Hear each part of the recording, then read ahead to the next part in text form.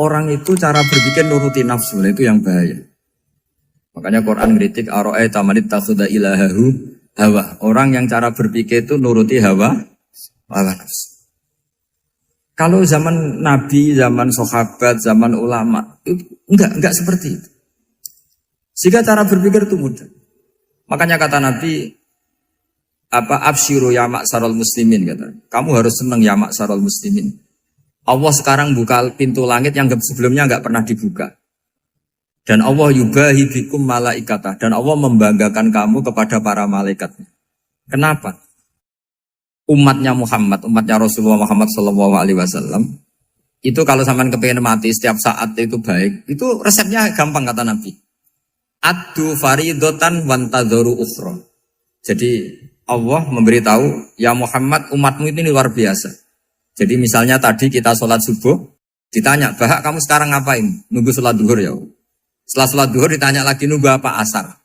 Sehingga faman kanat hijratuhu ila Allah wa rasulih fa hijratuhu ila Allah. Jadi kalau ya sudah ini tak ijazahkan. Kalau setelah sholat subuh nunggu apa? Duhur. Setelah duhur nunggu. Sehingga ketika kita mati itu statusnya penunggu sholat. Tapi kamu kan enggak miskin. Kenapa? Penunggu kaya. Ya itu enggak masuk surga itu. Penunggu kemapanan. Berarti kan menunggu sesuatu yang seleranya nafsu. Beda kalau penunggu sholat. Berarti kamu di dunia menunggu ritual ibadah. Maka di antara ijazahnya Nabi apa? Addu faridotan wantadzoru ukhra. Melakukan satu fardu. Kemudian kita menunggu tugas berikutnya. Jadi niati saja setelah subuh nunggu apa? Duhur. Setelah duhur, meskipun kita di perapatan. Apa? Nunggu asar. Ya.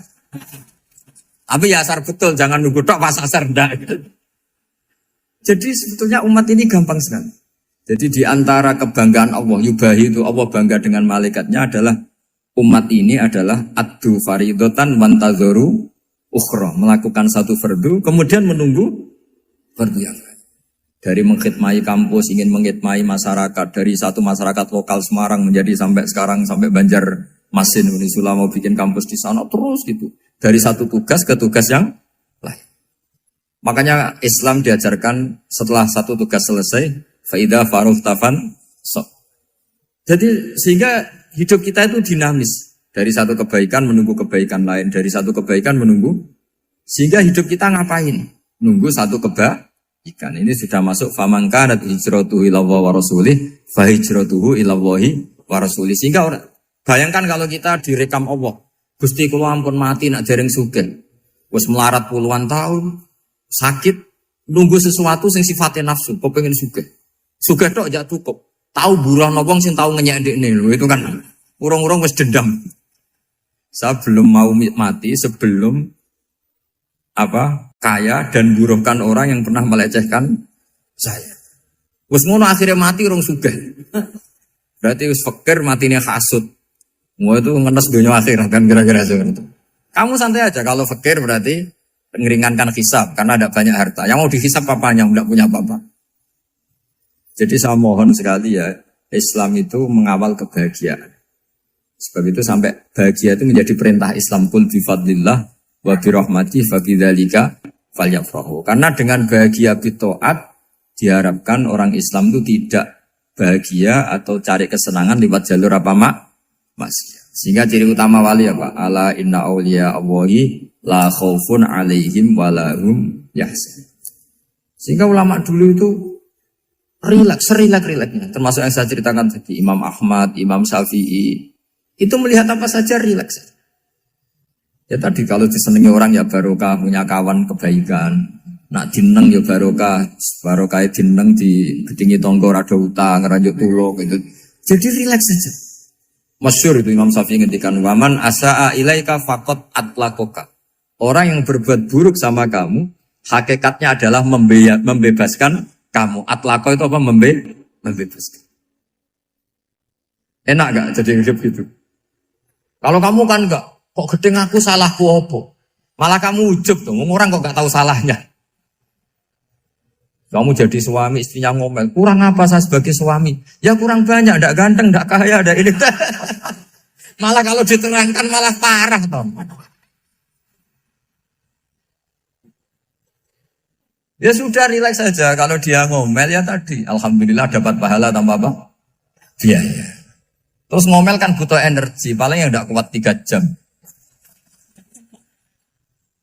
Nanti juga berhenti apa? Terus ambil nilai positifnya. Misalnya ngomel sama suaminya, bagus lah. Kalau ngomel sama tetangga malah kayak apa gitu aja udah. Jadi ulama dulu itu gampang sekali melihat hidup. Rasulullah ya gitu, melihat hidup tuh gampang saja. Ketika tanya, ya Aisyah apa ada sarapan? Tidak ada ya Rasulullah, ya sudah saya tak puasa. Jadi enteng saja. Kadang-kadang beliau ingin puasa, ya puasa sunat, ada sarapan nggak jadi puasa. Rileks. Nabi itu rileks. Kalau ngajari kebaikan juga rileks. Nah sekarang itu banyak orang yang karena mungkin kurang baca, Islam tuh kayak menjadi aturan yang bengis, yang repot, yang mengekang. Itu tidak seperti itu. Yuridu wa bikumul yusra wala yuridu bikumul usra. Allah menghendaki agama ini mudah. Sehingga ada sahabat di Imami Mu'ad itu baca Baqarah. Sahabat ini pekerja petani, mufarokoh ditinggal. Ketika Mu'ad lapor, ya Rasulullah ini ada orang munafik, tengah-tengah sholat mufarokoh saya ditinggal. Yang disalahin itu tidak yang ninggal tapi Mu'ad. Afattanun anta ya Mu'ad, kami itu tukang fitnah. Masa ngimami petani pakai surat Baqarah? Jadi yang disalahkan ini imamnya. Kalau kamu jadi imam, sholatnya ya yang cepat. Makanya terus banyak orang kecepatan karena tadi. Jadi Nabi itu enteng sekali. Jadi apa ya? Nabi itu beda dengan yang kita bayangkan beda. Nabi pernah ngaji di masjid, kemudian ada tetangga lewat pakai cangkul ke kebun. Semua sahabat gerutu. Ini orang tidak benar. Ada Nabi ngaji ditinggal saja ke kebun, tidak ikut ngaji. Jawabannya Nabi tidak. Itu bagus itu ikut sunnah saya. Kenapa ya Rasulullah? Dia kerjanya nyari halal. Dan untuk menghidupi keluarganya itu juga ajaran saya. Sehingga yang ngaji ya ajarannya Nabi, yang nggak ngaji karena kerja mencukupi keluarga juga ajarannya Nabi. Segampang ini. Kalau kayaknya kamu kan, wes gak roh akhlak kan gitu. Nabi rileks saja Nabi. Sampai bisa lihat itu di Ihya, di bab Fadhailul Kasbi. Makanya ini penting sekali supaya orang itu berpikir Islam atau mendakwahkan Islam itu berdasar sanad ya yang muttasil yang pernah dilakukan Rasulullah SAW. Sesuatu yang dilarang Allah itu pasti madhar. Maka untuk melarang seseorang bergantung sama narkoba misalnya atau hal-hal yang bahaya pada fisik, itu satu tentu bagi ahlullah, tentu karena takut Allah. Tapi banyak masyarakat yang memang benar-benar bisa meninggalkan narkoba karena efek buruknya ganja. Bahwa itu mengakibatkan sakau, mengakibatkan tidak sadarkan diri, mengakibatkan kebangkrutan ekonomi macam-macam. Sehingga mereka benar-benar benci sama yang namanya narkoba. Jadi di antara manhajul Quran itu kalau mentakbih, memburuk-burukkan maksiat itu mesti dikritik innahu kana fahisyah.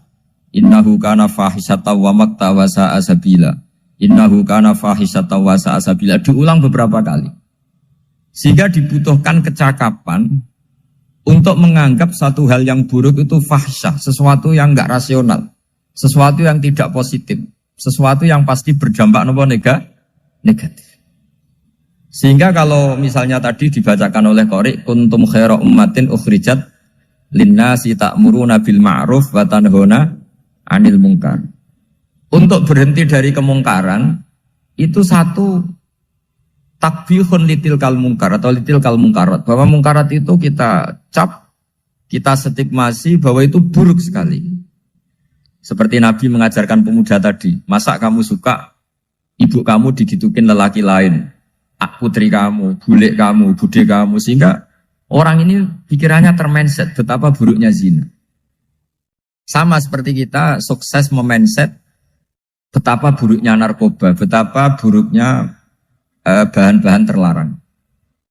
Begitu juga seterusnya, terus pengkhianat dan sebagainya. Tapi problem manusia adalah dia itu akan mencari kebahagiaan atau kesenangan sesaat. Maka caranya gimana? Keinginan senang lewat maksiat ini dilawan dengan nyaman dengan taat. Saya ulang lagi, nyaman dengan taat. Sehingga ulama dulu punya kalimatul munajat, artinya kalimat hubungan pribadi sama Allah yang menjadikan orang itu nyaman. Dan ini yang diajarkan kitab-kitab tasawuf. Kitab tasawuf itu sukses mengajarkan melihat alam raya ini semuanya nyaman, termasuk yang mengecewakan. Itu dianggap nyaman. Saya berkali-kali mengajarkan ilmu ini karena ini musalsal ila Rasulillah SAW. Itu pernah suatu saat Imam Ahmad itu dipanggil sama tetangganya, anak muda. Tentu Imam Ahmad ini orang yang sangat soleh, sangat waroi, sangat tunduk sama perintahnya Allah dan Rasul. Pemuda tadi manggil, ya Ahmad, datang ke rumah saya. Imam Ahmad datang. Setelah sampai ke pemuda tadi, sudah pulang lagi, saya tidak butuh kamu. Pulang lagi. Setelah sampai rumah dipanggil lagi, ya Ahmad, datang lagi. Datang lagi. Oh, saya tidak jadi butuh, pulang lagi. Sampai 3 kali. Dan itu perangai ekspresi Imam Ahmad itu atau ulama lain yang sesoleh beliau itu nyaman, indah. Beliau tetap senyum-senyum nyaman. Beliau tidak tersinggung, tidak terprovokasi, pokoknya tidak tersinggung, kelihatan nyaman. Lama-lama pemuda ini terus tanya, ya Ahmad, kamu saya perlakukan seperti ini kok tidak tersinggung? Kamu senyum-senyum saja, happy-happy saja. Jawabnya Imam Ahmad itu unik.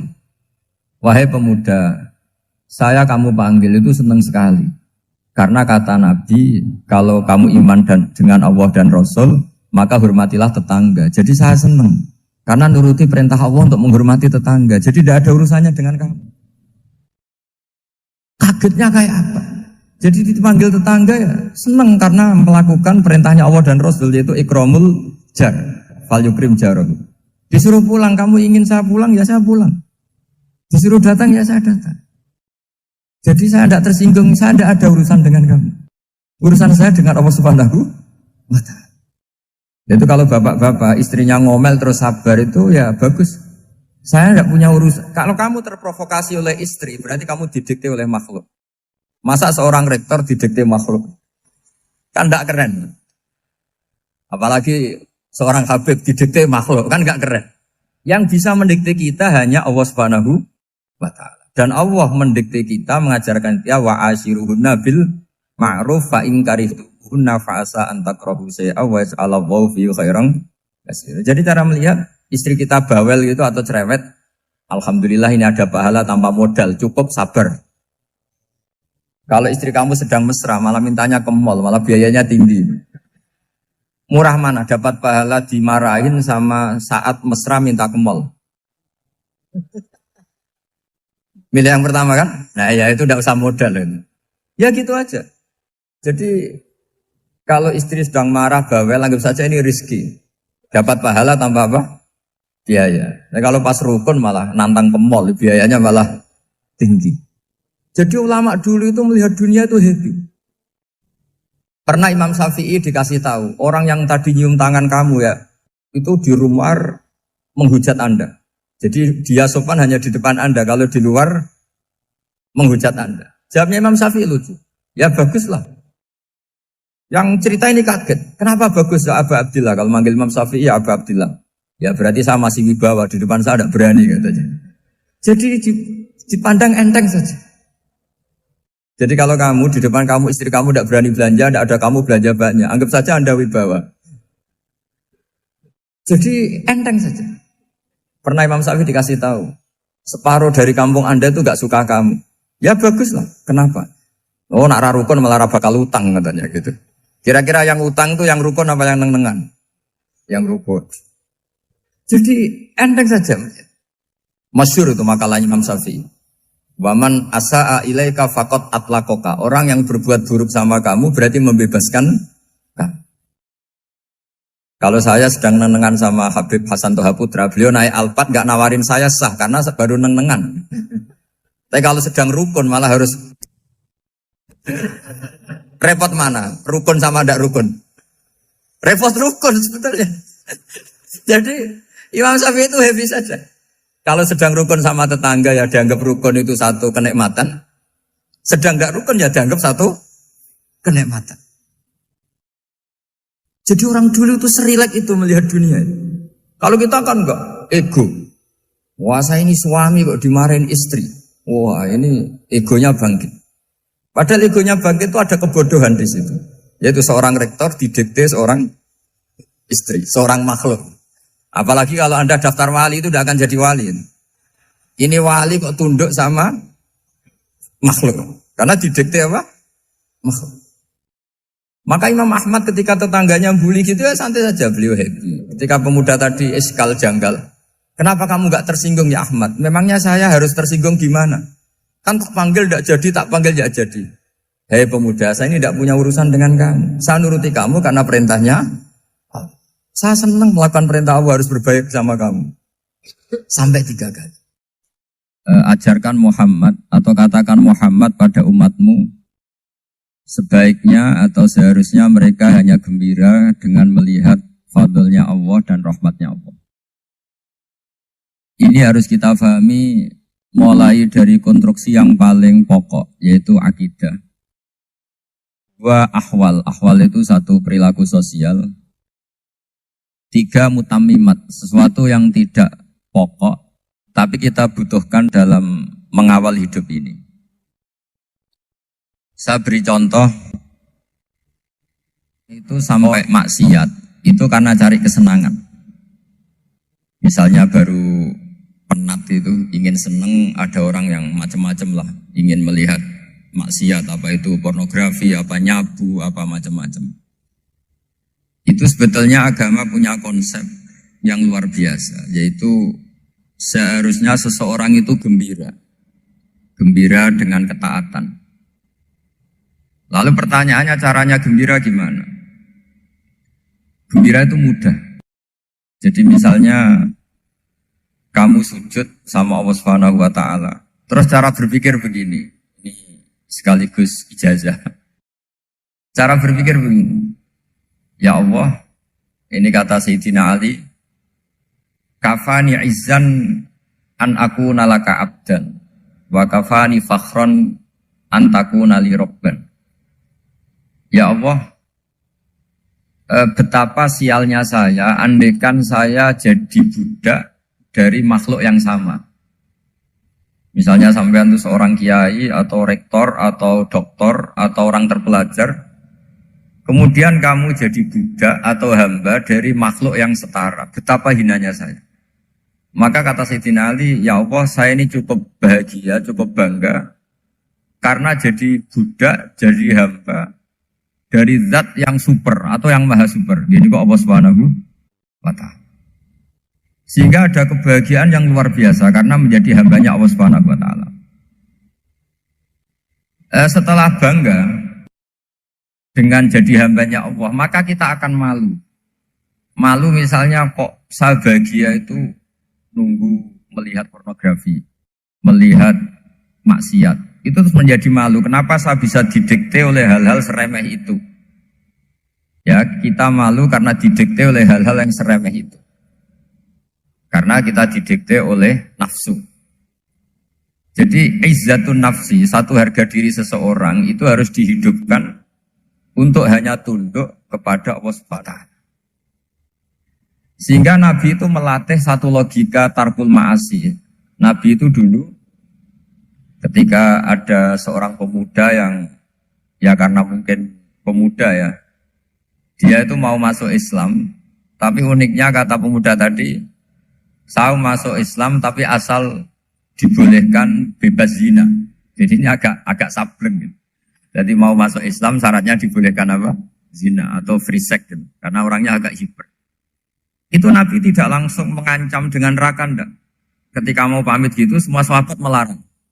Mah itu jangan, kamu jangan suan Nabi, itu permintaan yang nggak masuk akal. Setelah lama ditahan, terjadi kegaduhan di masjid, Nabi dengar, itu ada apa itu? Itu ada pemuda yang mau masuk Islam tapi yasta'dzinuhu fi zina. Tapi mereka minta izin Nabi untuk tetap boleh zina. Kata Nabi, pemuda itu suruh masuk, suruh menghadap saya. Ketika menghadap Nabi, saya ulang lagi ketika menghadap Nabi, Nabi mengajarinya itu luar biasa. Nabi tidak langsung mengancam dengan neraka atau dengan azab tunda. Tapi kata Nabi, Atau hibbuhu li ummik. Kamu suka kalau ibu kamu itu jadi demenannya orang banyak. Oh enggak ya Nabi, yang demen ibu saya tak bacok kan.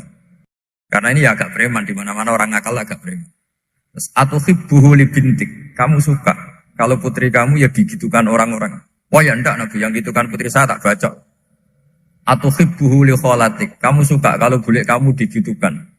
Atau hibbuhu li ammatik. Kamu suka kalau saudara bapak kamu digitukan.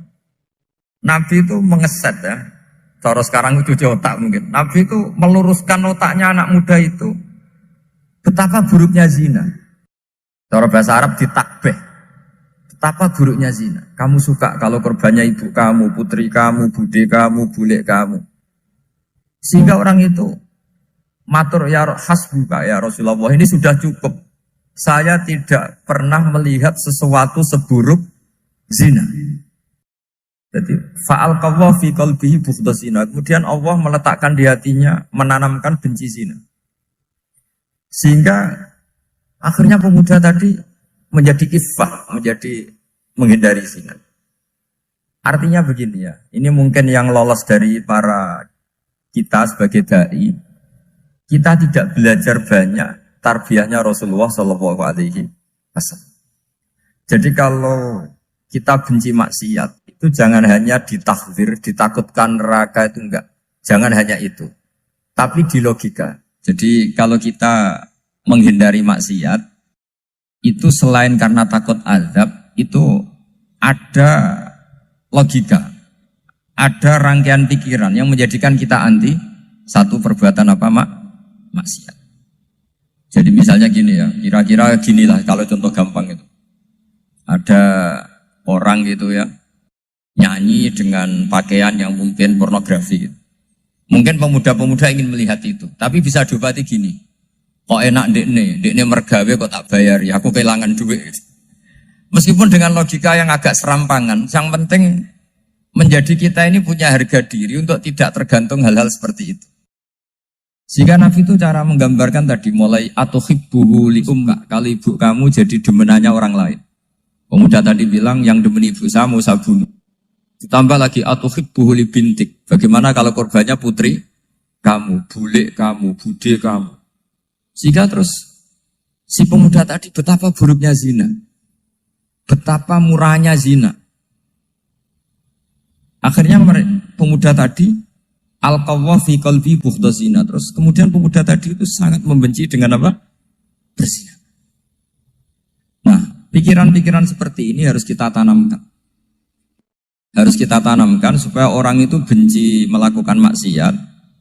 Karena satu memang takut sukhtuwah, takut dibendu Allah atau dibenci Allah.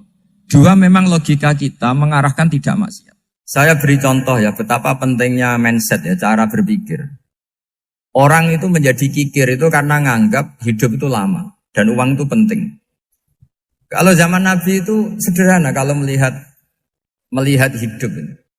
Pernah suatu saat Nabi itu punya jatah makan. Karena Nabi itu hidupnya juga pas-pasan. Jadi Nabi itu unik. Beliau di satu sisi kaya raya. Bisa ngurmat Abu Hurairah, Ammar, Suhaib. Ashabu Sufa itu dirawat Nabi semua. Itu kan kaya, bisa merawat sekian orang. Tapi di sisi yang lain untuk pribadinya beliau miskin. Kadang nggak bisa makan hari itu. Tapi di saat yang sama bisa merawat Ahlus Sufa. Jadi keliru kalau orang hanya cerita Nabi itu miskin, untuk makan dirinya aja susah.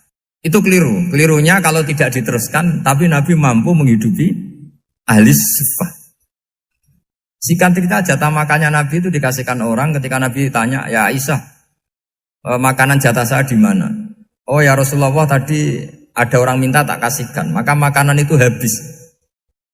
Apa kata Nabi? Kamu salah Aisyah. Yang kamu kasihkan itu justru yang masih. Ya yang kamu kasihkan itu justru yang masih.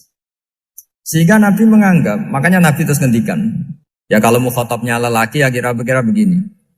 Wahallaka min malika illa ma akalta fa'afnaita walabista fa'ablaita. Terus hanya watasaddaqta fa'abqaita kata Nabi.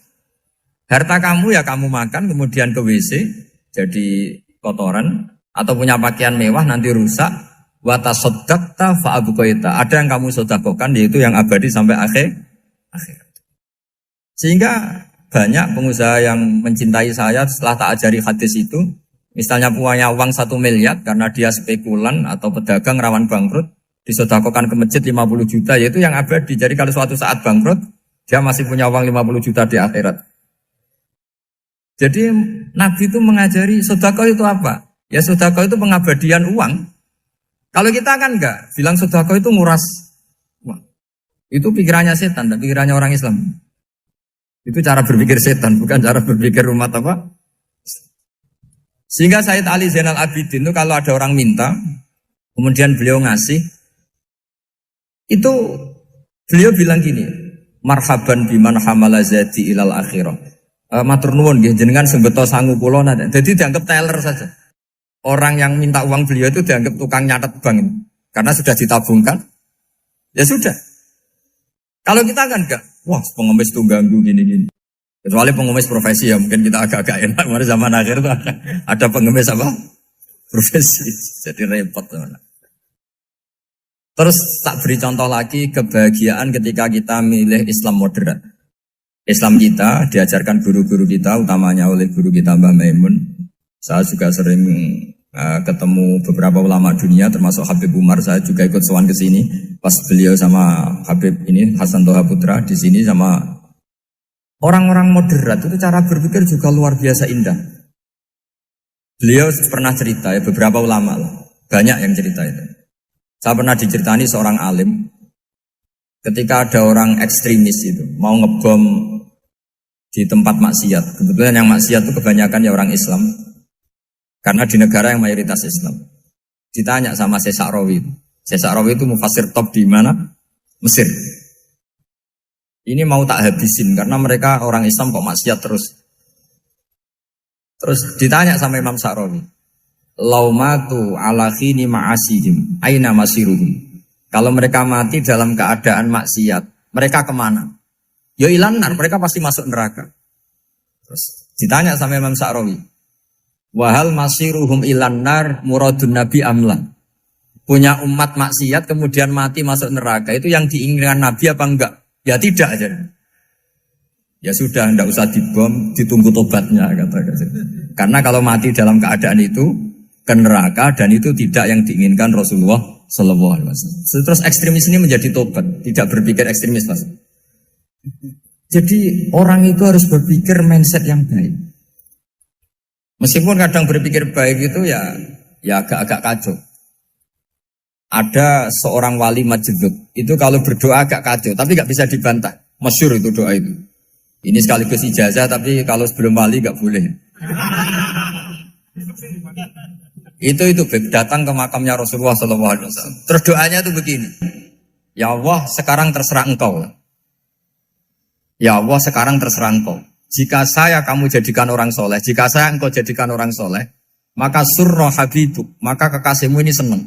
Yang susah musuhmu yaitu setan. Tapi kalau engkau menjadikan saya orang fasik, maka yang susah kekasihmu, yang senang musuhmu. Jadi kan punya dua pilihan itu. Wah itu kan doa tapi kayak teror itu. Ya jadi berdoa di Raudhah. Wah itu pasti mandi itu karena agak-agak maksa Tuhan itu. Ya Allah, engkau punya dua pilihan. Jika saya jadi orang soleh, maka kekasihmu ini senang. Musuhmu yang susah yaitu setan. Tapi jika saya jadi orang fasik, maka musuhmu yang senang, kekasihmu yang susah. Mohon terserah jenengan, mau menyenangkan kekasihmu, apa menyenangkan musuhmu gitu. Kira-kira gimana? Kalau tertarik boleh doa itu dipraktekkan. Tapi kayaknya kalau copy paste itu gak keren, apa? Jadi dulu orang itu muamalah sama Allah dan Rasul itu rileks. Rileks itu nyaman karena ya tadi kul bi fadlillah wa bi rahmati fa bidzalika falyafrah. Sehingga Imam Izzuddin bin Abdissalam itu ngendikan innalladzina yarmunal muhsanatil ghafilat. Di antara kebaikannya ibu-ibu atau mbak-mbak ini harus berstatus ghafilat. Perempuan-perempuan pelupa. Ghafilat itu pelupa. Pelupa dari kenikmatan maksiat sehingga mereka dengan taat. Misalnya ada ibu-ibu atau mbak-mbak atau juga bapak-bapak tahajud, kemudian nyaman dengan tahajud itu. Kira-kira terbersit enggak ingin maksiat? Enggak kan, karena sudah nyaman dengan tahajud, dengan taat. Maka dibutuhkan kenyamanan dalam beribadah. Sebab itu ala bidzikrillahi tatmainnul qulub. Makanya saya termasuk kiai yang setiap ngaji itu happy, seneng. Karena ini untuk kampanye, seneng dengan ngaji, dengan taat itu sudah luar biasa. Kayak apa kalau mereka senengnya kalau nunggu melakukan maksiat. Jadi termasuk bentuk perlawanan kita terhadap maksiat adalah usahakan kamu tuh sebahagia, senang dengan taat. Istiqnas billah, mu'anasah billah, farah billah, itmi'nan tumaknina billah. Sehingga ini mencukupkan kita tidak berkebutuhan maksiat. Meskipun kita ya manusia, pasti suatu saat atau sudah pernah maksiat. Serasa diceritakan lah, itu mesti gitu. Lah orang-orang dulu itu orang yang sukses mengelola bahagia ma'allah wa billah walillah. Jika wali-wali dulu itu jadi wali itu tidak mesti karena ibadahnya banyak, itu enggak. Mereka orang yang ibadahnya itu biasa. Biasa-biasa sekali. Ulama-ulama dulu ibadahnya biasa sekali. Tapi qulubuhum ma'allah, hatinya itu ma'allah. Itu ada seorang wali itu jadi wali, Umar bin Abdul Aziz yang dikenal khamisul khulafa. Khulafa. Di luar khulafa Ar-Rasyidin 4, di antara yang soleh adalah siapa? Umar bin Abdul Aziz. Itu ketika mau meninggal, itu senangnya bukan main. Itu semuanya nangis, beliau senang. Terus tanya, kenapa kamu senang? Memangnya saya kalau mati itu kemana aja? Ila khairi madhubin ilah, kezat terbaik. Dibang urip mbek kowe bulet atau mbek arhamur rahimin gitu. Yaitu Allah Subhanahu. Jalaluddin Ar-Rumi ketika mau meninggal itu muridnya nangis semua, beliau marah. Kamu harusnya pesta karena saya mau ketemu kekasih saya, malah kamu tangisi, goblok sekali kamu katanya. Jadi orang-orang dulu itu luar biasa. Karena tadi mereka tidak ingin ketemu Allah itu dianggap problem. Harus sesuatu yang membahagiakan. Makanya wali-wali itu kalau berdoa begini. Wa khairu ayyami yauman alqa fih, dan jadikan hari terbaikku adalah hari ketika saya ketemu engkau ya. Pernah dengar doa itu? Wa khairu ayyami yauman alqa fih, dan hari terbaikku adalah hari saat ketemu engkau. Aman kan enggak? Sampai mati ku wedi. Saya tidak tahu wedi dosa apa wedi Israel apa wedi malaikat siapa? Mungkar nakir. Sebenarnya tidak perlu seperti itu. Karena cara pandang Nabi itu ini bisa dipraktekkan. Kalau kamu orang baik, mati artinya apa? Ya baik. Karena husnul khotimah. Kalau kamu orang yang buruk, itu kata Nabi, anggap saja mati itu akhir dari keburukan kamu. Nah, aku urip terus, malah maksiat terus. Maka Nabi itu kalau ngajari kita berdoa gini, Allah maj'alil hayata ziyadatan li fi kulli khairin wal mauta rohatan li min kulli syarri. Ya Allah, kalau saya hidup, ya anggap saja ziyadah fi kulli khairin, berpotensi nambahi kebaikan. Kalau saya mati, anggap saja ini akhir dari segala keburukan. Maka saya berkali-kali, banyak tradisi ulama-ulama NU, ulama-ulama pesantren, ya ada hanya NU, pokoknya ulama-ulama alim. Itu kalau ada orang mati, orang nakal gitu mati, ini saya gitu. Itu hadirin mesti gak terima. Wapi enang itu orang nakal. Tapi dipaksa sama kiainya, saya gitu. Lama-lama dipaksa. Saya gitu. Padahal yang hatinya kiai, wis ra iso maksiat meneh, wis saya gitu. Karena dengan mati berarti saya sudah tidak bisa maksiat lagi. Jadi Nabi melihat hidup dan mati itu segampang itu. Kalau al-hayata ziyadatan li fi kulli khairin wal mauta rohatan li min kulli syarr. Coba kita ke depan itu kan ada potensi zina, potensi korupsi, potensi maksiat. Yang bisa menghentikan potensi itu apa coba? Mati ya, udah pintar ya. Sudah maju berani mati. Berani. Tapi jangan di sini ngel-ngelo panitia. Artinya yang selama ini kita risau dengan kematian, dengan apa? Nabi ngajari kita tadi. Allah maj'alil hayata ziyadatan li fi kulli khairin wal mauta rohatan li min kulli syarr. Ya Allah, jadikan hidup ini sebagai bekal menambah kebaikan, dan suatu saat kalau saya mati, semoga itu akhir dari segala keburukan.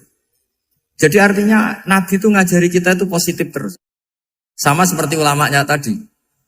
Nak lagi rukun mbek tonggo ya sanggep ae kanca keapian. Nak nenengan ben ra utang ngoten. Dadi pokoknya penak terus itu loh. Nak bojo lagi ngamuk alhamdulillah gak ngajak blonjo. Nak pas rukun ya alhamdulillah kok lagi rukun. Jadi gampang semua. Makanya ada seorang alim itu ngendikan begini, ada yang tanya. Saya tuh dulu ketika kaya, teman saya sering main ke saya. Setelah saya miskin gak ada teman-teman yang ke saya. Dikira si Habib ini kebetulan orangnya Habib itu mendukung keluhan dia. Ternyata enggak. Si orang alim itu bilang gini, malah bagus toh gitu. Kowe wis melarat buruhe wong. Ya sudah kamu miskin buruhnya orang lain. Misalnya tukang manol di pasar atau tukang becak. Kemudian teman-teman kamu datang, malah kamu malu tuh jadi tontonan. Bagus kalau mereka lupa, pas kamu miskin tidak ada yang lihat katanya. Jadi apa ya, dianggap enteng saja gitu. Akhirnya orang ini nggak jadi ngeluh. Selama ini kan kita ngeluh ya, ketika miskin teman-teman nggak datang. Coba kalau mereka datang pas kamu buruh bikin foto di orang lain. Mantan bos buruh, malu gak? Milih datang kepada? Nggak lah, sudah bener itu. Jadi ulama dulu itu makanya sering baca biar tahu solusi hidup. Jadi ulama dulu itu gampang sekali melihat kehidupan itu. Gampang sekali, indah, gampang. Kebahagiaan ini pula yang harus kita latih dalam melakukan ketaatan. Tapi memang obsesi saya terbesar atau cita-cita saya terbesar memang setiap ngaji saya ingin orang mukmin semuanya itu bahagia. Dengan bahagia itu mereka tidak neko-neko ingin mencari kebahagiaan lewat jalur apa maksiat. Sehingga dalam konstitusi ulama yang ditulis di kitab-kitab usul fikih, dan itu kitab yang saya kaji, selalu saya kaji, itu membela-bela sesuatu yang mubah itu sampai luar biasa. Karena melihat mubah itu, misalnya Anda tidur itu berstatus mubah. Anda bermain catur berstatus mubah. Anda rileks sama teman jagongan semalam dengan teman rektor atau dosen atau yayasan itu, melihatnya bukan mubah, tapi tarkul maksiyah. Misalnya saya semalaman asik musamarah itu jagongan malam sama Habib Toha Al-Munawwar.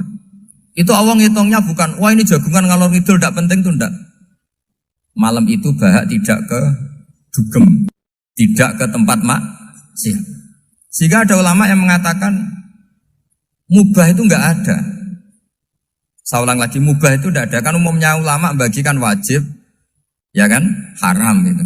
Terus diantaranya mubah, sunat, makruh. Ada ulama yang mengatakan mubah itu enggak ada. Kenapa? Logikanya begini, itsma min mubahin illa wa yatahaqqaqu bihi tarku haramimma. Karena tidak ada mubah yang Anda lakukan kecuali saat itu pasti ditinggalkannya sebuah keharaman. Misalnya Anda sedang jagungan sama istri di luar, di rumah, asik di rumah semalaman. Mungkin bahas hal-hal yang ringan. Mungkin melihat sinetron atau apa yang ringan. Tapi di situ terjadi Anda meninggalkan ke tempat-tempat maksiat. Sekarang ninggal maksiat itu wajib apa mubah? Wajib.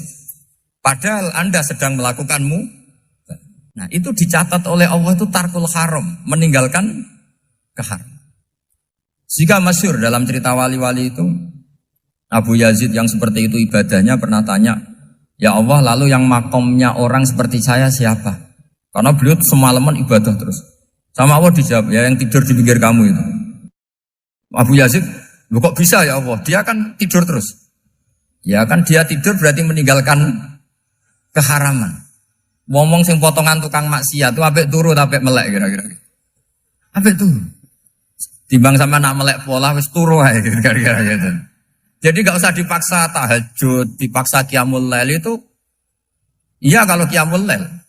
Kalau dapat informasi, ke sini ikut saya terus katut kan repot. Jadi perlawanan terhadap maksiat itu sebetulnya gampang dalam Islam karena tadi nggak ada sesuatu yang mubah kecuali saat dilakukan berakibat meninggalkan keharaman. Mudah sekali. Jika banyak orang jadi wali itu karena melakukan mubah. Itu ada orang jadi wali itu karena sering makan. Ya makan biasa itu. Karena ketika makan ya Allah betapa doifnya saya. Katanya saya presiden, katanya saya rektor, saya kiai. Ternyata kalau nggak makan tuh lemes. Apa hebatnya makhluk yang bergantung makhluk yang lain, yaitu makanan. Nah karena seperti itu terus dia al-laja ilallah, terus dia sungkeman ning Allah. Betapa lemahnya saya. Sebab itu ketika Quran mengkritik dan dengan tanda kutip kemungkinan Tuhannya Isa bin Maryam, itu ngeritiknya sederhana Quran itu. Mal masih ibnu Maryam illa rasul qad khalas min qablihir rusul wa ummuhu siddiqah kana yaqulanit ta'am. Isa itu tidak Tuhan, wong dia makan. Kamu kebayang enggak misalnya punya Tuhan, wah tadi Tuhan mampir ke rumah saya, dia lemes. Setelah tak kasih makan sehat lagi gitu. Itu kan enggak kebayang. Tapi Tuhan marung di rumah saya, lemes tak gratisin, kayaknya enggak punya uang gitu. Setelah makan wah gairah lagi. Kebayang enggak punya Tuhan seperti itu. Sehingga Quran kalau gojlok sederhana, karena yakulanit ta'am. Sehingga wali-wali itu kalau makan itu sadar lemahnya dirinya, betapa dirinya tergantung makanan. Sesuatu yang tergantung itu artinya tidak hebat, tidak Tuhan. Jadi untuk menjadi wali, untuk menjadi dapat ridhonya Allah itu sebenarnya sederhana. Termasuk ada cara jadi wali yang agak kacau, tapi ini ya benar, asal niatnya benar. Misalnya Unisula besar, ya kurang besar lagi. Kita sudah punya uang, kurang banyak uang lagi. Itu Nabi Ayub, itu kan seorang nabi. Pernah diuji, oh ini ada di Sahih Bukhari. Nanti kamu tanya, hadisnya Sahih enggak? Ini ada di Sahih Bukhari. Kadang orang kota itu aneh. Enggak ahli hadis tapi tanya, Sahih enggak? Padahal andekan dibodohi Sahih, ya ngandel saja. Jadi kadang ya aneh. Oh enggak tahu kok tanya. Itu Nabi Ayub itu sudah kaya, pas itu sudah kaya. Bukan cerita yang masih miskin, memang sudah kaya. Beliau di kamar dihinggapin satu belalang dari emas. Setelah belalang itu dikejar, ternyata yang jenis itu banyak, semuanya dari emas. Ngambil sana sini, ini yang kesak ini dipenuhin, saku ini dipenuhin, sampai banyak. Sama Allah digojlok. Kamu itu Nabi saya. Kenapa kamu mengumpulkan harta sebanyak itu? Kamu itu Nabi saya kok rakus? Jawabannya Nabi, ya Allah, siapa yang bisa kenyang dari rahmatmu? Ya, jadi kalau kamu punya uang 1 miliar, kok ingin 1 miliar 100, ingin 1 miliar 200, itu cara ngitung bukan uang. Ya Allah, siapa yang bisa kenyang dari rahmatmu? Karena rahmat Allah tidak terbatas, sudah Gusti tenang saja. Meskipun saya gini, rahmat Anda tidak akan habis. Sehingga waroi ada ilmunya, tomak juga ada ilmunya, termasuk rakus itu juga ada ilmunya. Misalnya begini, ini contoh rakus yang ada ilmunya begini. Ini saya beri contoh. Mungkin yang boleh niru orang-orang soleh, kalau nggak soleh jangan. Imam Syafi'i ini cerita nyata. Imam Syafi'i itu dulu ketika ngaji masih muda itu nggak suka sama guru yang kaya. Kebetulan dia punya guru miskin terus. Namanya Sufyan As-Tsauri, itu miskinnya Masya Allah. Sufyan bin Uyainah juga miskin. Jadi dia miskin, punya guru miskin terus. Sehingga idolanya ya sama guru-guru yang miskin. Suatu saat guru-guru ini menyarankan dia ngaji Imam Malik. Imam Malik itu kaya raya. Itu babutnya Imam Malik, kalau diinjek, itu mata kakinya tidak kelihatan, saking halusnya. Kalah, Indonesia kalah. Imam Malik itu gaya. Kalau ngaji di kursi tinggi, terus pakai bukur itu, pakai dupa Arab yang mahal. Pokoknya mewah kali Imam Malik. Terus dia mulai, ini kiai kok kaya. Kemudian setelah beliau alim, tanya, saya harus ngaji siapa setelah ilmu jenengan habis kira-kira gitu. Kata Imam Malik, sudah, kamu tidak usah perlu ngaji saya, kamu sudah alim alama. Terus Imam Malik datang ke Baki. Zaman itu Baki itu semacam kayak rentalan ya, semacam Grab lah kalau dulu. Mana kafilah yang mau ke Irak? Ya sudah terus, oh kita mau ke Irak. Ini antar ke Muhammad bin Hasan As-Syaibani. Itu dibiayai sama Imam Malik. Grabnya ya dibayarin, itu kafilahnya itu ya dibayarin. Imam Syafi'i disangoni surrotan min dhahabin. Jadi satu kepes uang dikasihkan. Itu pernah tak hitung semurah-murahnya itu sekitar 60 juta. Imam Syafi'i mulai mikir, kiai yang saya kritik lomo, sing kiai miskin tak puji, gak pernah ngamal kan, tentu orang miskin. Setelah datang ke Muhammad bin Hasan As-Syaibani, beliau itu pakar usul fikih, muridnya Abu Hanifah. Beliau al-usuli, pakar usul fikih. Itu Muhammad bin Hasan As-Syaibani itu kalau ngitung emas, itu di ruang tamu. Uangnya miliaran, emasnya banyak. Dari kota ini dipindah ke kota ini. Mas, kalau ngitung di ruang tamu. Bukan di kamar, di ruang tamu. Imam Syafi'i tambah kaget. Imam Malik kayak gitu sudah saya soal, malah ini kaya raya. Setelah Imam Syafi'i kelihatan kaget, digojlok sama Muhammad bin Hasan Asyibani karena beliau senior. Atak jabu min hadza, kamu aneh melihat ini? Iya. Kenapa? Ulama kok kaya raya. Terus kata Muhammad bin Hasan, ya sudah, uang ini tak kasihkan orang-orang fasik, binti gue demenan, gue nyabu, gue macam-macam. Oh jangan, nanti dipakai maksiat. Pun jenengan mawon sing sugih. Semenjak itu Imam Syafi'i rubah mindset. Jadi kalau kampus ini ingin akreditasi A, ingin mulia, ingin apa? Kamu ridho kalau yang punya prestasi seperti itu adalah orang-orang fasik. Ridho enggak? Enggak kan? Maka didoakan ini. Nah itu namanya berpikir secara usuli. Kamu jangan hanya nuruti karena berpikir waroi terus kamu benci kekayaan. Tidak bisa seperti itu. Karena pangkat dan kekayaan ketika dikelola secara kesolehan maka akan menjadi energi positif yang luar biasa. Semenjak itu Muhammad bin Hasan Asyibani berhasil mendidik Imam Syafi'i.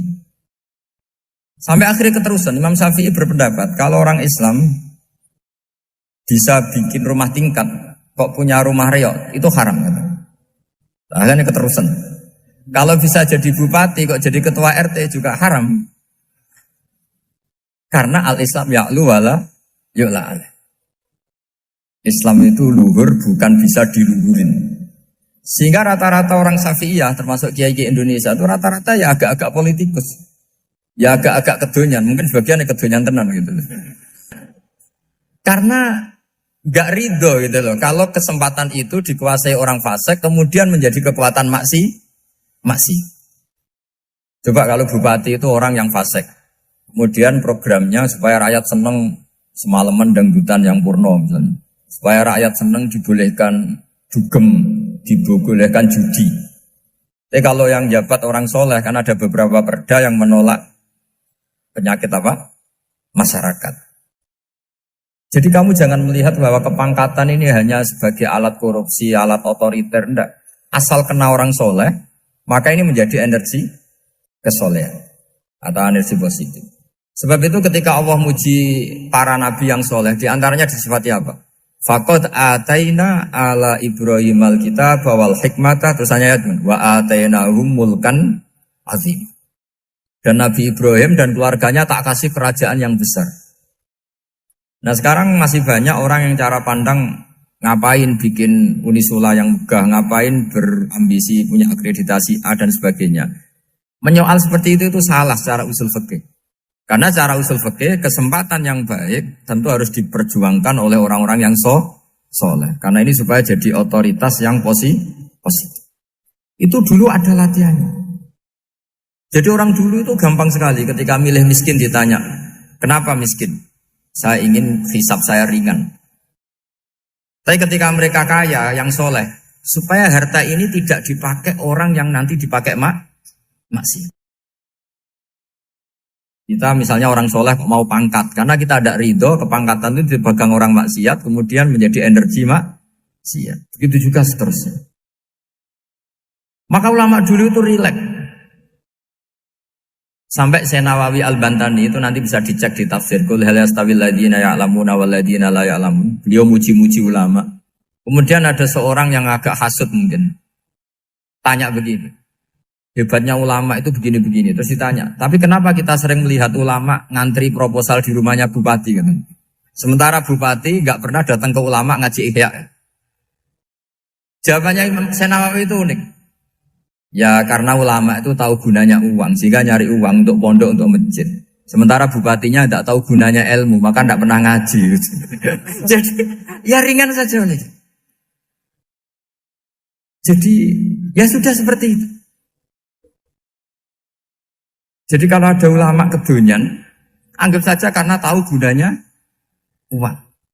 Jadi kenapa ulama ngantri di kabupaten, bukan bupati ngantri di ulama? Jawabannya karena ulama tahu gunanya uang, sementara bupatinya nggak tahu gunanya ilmu. Kira-kira gitu lah. Ada ustadz tidak ganteng, kesensem rondo cantik, karena tahu gunanya ustadz itu.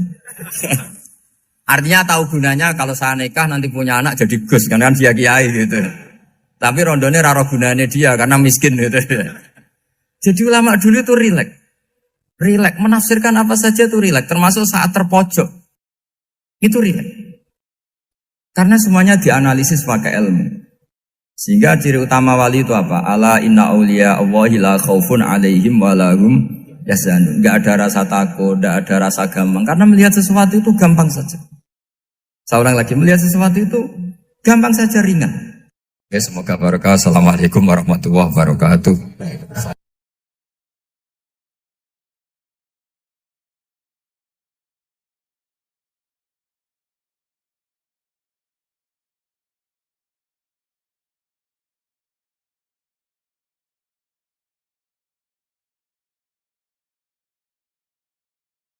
Tak terang, no kowe nek ora paham kok nek mlebu swarga dadi paham. Dadi iki pilihane ku loro. Dadi nek kowe saiki ra paham, kok ning swarga paham. Nek saiki paham kesuk ben bun neraka dadi ra paham. Dadi mun ra usah direncana mlebu napa? Neraka wae mlebu dhewe ra usah direncanakno mun. Dados ngeten nggih, dados ahli swarga ya kurang penggawean, pancen salat wis ra wajib, ora ono pilpres, gak ono apa dadi kurang penggawean. Ahli swarga niku saking kurang penggaweane iku jagungan. Dadi misale kula Mustofa Ruhin jagungan. Piye enak ning swarga? Ya enak. Zaman ning donya piye? Terus cerita, saya itu punya teman ateis. Saya punya teman komunis yang ketika pertemanan dengan kita sering menghina kita karena kita ini percaya adanya hari kebangkitan. Teman saya itu sering melecehkan idza mitna wa kunna turaba wa idzaman aina lamadinun. Masa kita sudah jadi debu, jadi tulang belulang, kemudian kita akan dibalas amal-amal kita. Jadi singkat cerita, ini nunjukno nak wong soleh oleh kancanan wong dolim. Ya ini catatan ya bahwa orang soleh itu zaman ning dunya oleh kancanan wong napa? Dolim. Buktinya yang soleh ini masuk surga. Kemudian kenangannya punya teman ateis. Zaman di dunia punya teman apa? Ateis. Entah temannya itu teman kerja atau teman kantor. Tentu tidak teman dalam akidah. Mungkin akidahnya tetap kita Islam, mereka ateis. Tapi teman, entah faktor kantor, entah faktor profesi, entah faktor kerabat. Tapi yang jelas si orang penduduk surga ini punya kenangan, kami dulu punya teman ateis. Ini kanali korin. Yang teman saya yang anti Tuhan itu mengatakan, melecehkan saya, aidza mitna wa kunna turaba wa idzaman aina lamadinun. Masa kita sudah jadi debu, jadi balung, tulang belulang, kemudian kita dihisab. Atau kita nanti ada hari balasan. Nah terus ketika jagungan ini, tadi saya bilang ahli swarga kurang penggawean. Lah piye delok piye? Jare kanca-kancane, moh aku ora melok di kanca. Jadi fayakuluna lah. Jadi ketika Ruhin muni ape delok jare Mustofa, jare Kifat, moh aku gak kancaku, delok dhewe jare. Lah si Ruhin kan wong kurang penggawean, mulai ning donya sampe ning swarga. Terus delok. Terus fattala'a fara'ahu fi sawail jahim. Bareng dekne delok roh kancane kejet-kejet ning neraka. Seneng dekne. Dadi wong nak hasud tu nanti ning swarga aja hasud. Seneng terus muni ngene, tawahi ing kita laturdin. Dulu kamu hampir saja menyesatkan saya. Artinya zaman dia ateis sempat ngerayu supaya Ruhin dadi napa? Ateis. Kowe Islam ya tetep kere, melok ateis ae. Wis kere, zina rawani, maling rawani gak enak. Soalnya sering dirayu-rayu gitu. Makanya bilang apa? Tawahi ing kita laturdin, kamu zaman di dunia hampir saja menyesatkan saya. Walau la ni'matu rabbi lakuntu minal muhdharin. Kalau saja saya tidak diberi nikmat Allah, aku kelakuanku ya koyo kowe, akhirnya masuk neraka koyo kowe. Nah, terus ada soalu taladzudin. Dia tanya tapi saking senenge. Afama nahnu banyitin. Coba lihat saya sekarang. Apa saya sekarang mati? Tidak kan, saya tidak mati kan. Cuma mati pertama saja, mati zaman di dunia. Sekarang saya hidup lagi. Artinya kamu yang dulu memungkiri ada kehidupan, dulu aku saiki tidak mati. Ternyata saya sekarang hidup dan dapat nikmat kowe ning neraka. Dadi ku nunjukno sunnahe manusa iku ora puas nak ora ngalahno musuhe. Nganti ning swarga iku ora lega nah. Dadi manusa iku hasudnya itu terlembagakan sampai akhirat. Jadi wong-wong sing tahu dimaki-maki kubu sebelah, iku nak kubu sebelah mlebu neraka, iku kowe ning swarga gak marem nak gak delok. Dadi hasud iku ya seru no. Dadi nak kula pun mboten, makome mboten nonton, kula mboten. Niku makome Ruhin barang dadi lori lho kan dinyak melarat, gendut, kriting mangkel. Kudu menangi sing ngenyek mlebu neraka. Aja sampe sing ngenyek kita mlebu swarga kene mlebu neraka. Wah, gak puas ya. No? Makanya gambarannya Quran itu manusia tetap manusia. Ketika orang kafir dengan segala kenikmatannya, misalnya mungkin Amerika, mungkin negara-negara yang sekarang kumoluhur dengan teori kapitalisnya, mungkin ngenyek Ethiopia, ngenyek Syria, ngenyek. Tapi apapun salahnya Syria, Ethiopia tetap iman, tetap suasana masuk surga. Meskipun ngurmat negara tidak pedes. Tapi yang ngurmat negara benar, tapi ngurmat iman tidak benar, bisa saja nanti masuk neraka. Itu makanya kita problem di dunia kan gitu. Makanya saya mohon, nah, umat Islam itu tidak perlu menjawab kritikan itu. Dari awal kita nanti enaknya itu di surga. Kali di dunia kita pasti salah. Ngelola negara raiso. Banyak negara Islam sing carut, napa? Marut. Ngurus bojo raiso. Banyak santri sing pegatan. Ngurus anak yo raiso. Anak yo debu weling kok bapak. Kita ini kan ngurus yayasan yo raiso. Kan semua yang berbau Islam mesti carut, marut. Karena ya apa ya, dari awal kita ini mah nggak serius ngurus dunia. Kok serius piye nyimpen duit wedi dosa ana hisab. Ape riba rentenir wedi dosa. Wape ngatur dunia nemen-nemen wedi dosa. Allahu al-mudabbir sing ngatur kok melo ngatur barang. Wah, akhirnya karena wedi dosa terus goblok. Sebagian goblok klasik, sebagian keterusan. Nah, sing repot sing keterusan sampai asli lah iku terus kombinasi napa?